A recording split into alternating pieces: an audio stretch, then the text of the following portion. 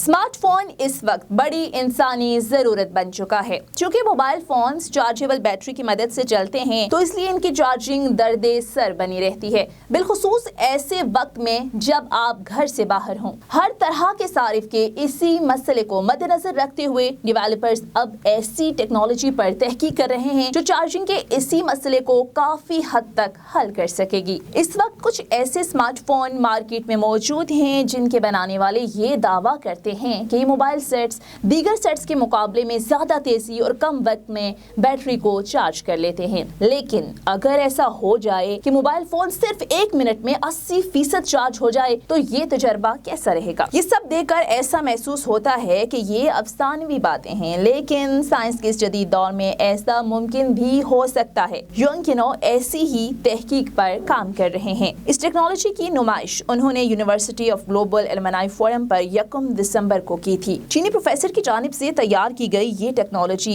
तवानाई जखीरा करने के लिए आला कारकर्दगी वाले जामे इलेक्ट्रिक मटेरियल्स का तरीकाकार इस मंसूबे से हम आहंग है।